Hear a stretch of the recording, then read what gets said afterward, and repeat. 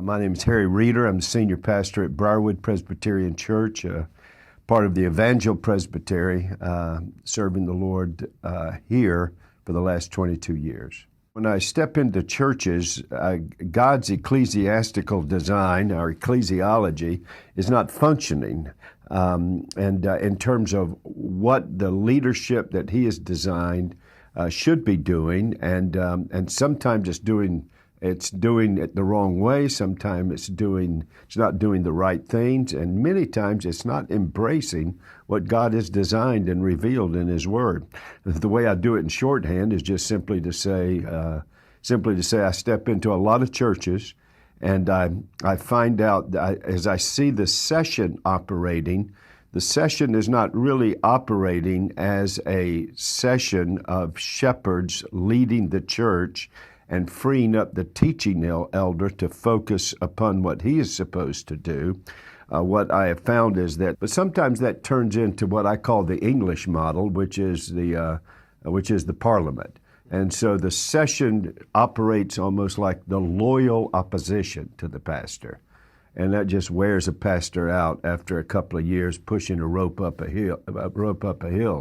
I think you can be on the team together, going to the same mission and holding each other accountable without having a negative approach to leadership. I'm against what you're saying until you prove it to me. Instead of let's enter in to say, well, is this of the Lord and from the Lord, and encouraging the pastor as he attempts to give leadership in the session and along with the other elders.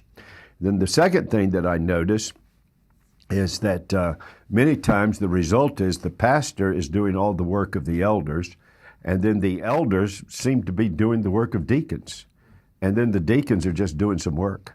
Hey, hand out the bulletins and this and that. So I got to looking at that, and I got to thinking, you really don't have to be ordained to take up the offering. You don't have to be ordained to hand out a bulletin. You don't have to be ordained to lock a door or unlock a door.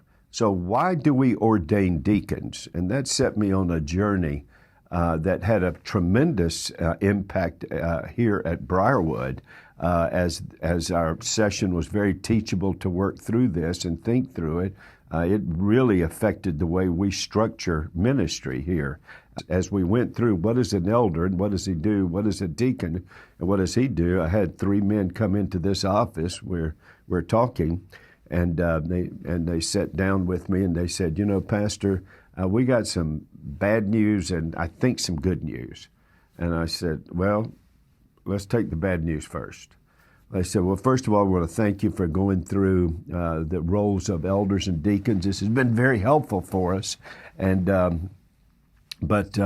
you know, we serve as elders here. So the bad news is we're going to resign the eldership. And I said, okay, have I done something to offend you? And they said, no, on the contrary. We're very appreciative of what you've taught. And here's the good news. We want to resign being an elder and go back to being a deacon. They said, we served as a deacon a couple of terms, and we just kind of thought that you're supposed to go be an elder after that. And it was kind of like the way you move up the system. And I said, well, that does happen because gifts change and everything. They said, yeah, but we just did it. Actually, everything you described that a deacon does, that's what we do. That's what we love to do.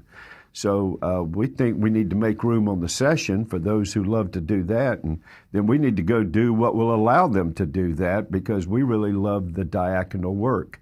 And so that was a great blessing to see that. Not only the restructure, but how men thought through. This isn't a matter of status. This is a matter of gifting.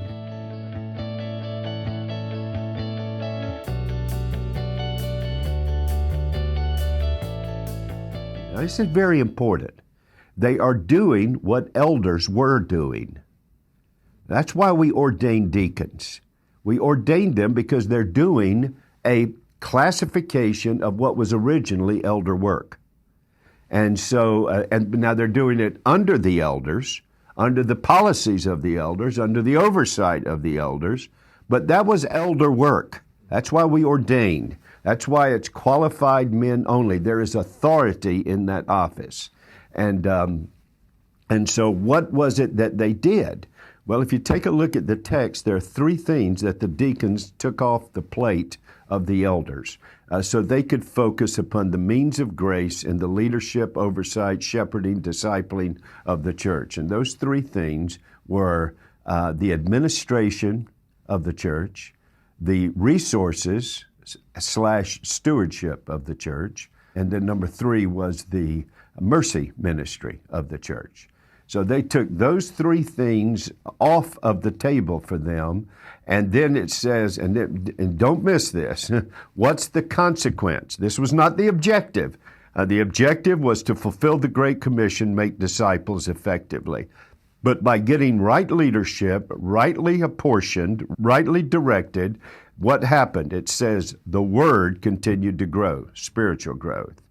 The number of disciples continued to increase, statistical growth. So Satan wanted this to produce a problem, and actually, by handling the problem biblically, it actually produced an opportunity for spiritual growth and statistical growth. So, do I believe you have to have deacons to start a church? Nope, they started church at Jerusalem okay without them. But do I believe a church that's growing spiritually and thus statistically as a consequence needs deacons? Absolutely. So now, when the deacons do what they do, that frees the elders to do what they do, and they do what they do, that frees up the senior pastor with the staff to do what it's supposed to do 24/7 under the policies of the session.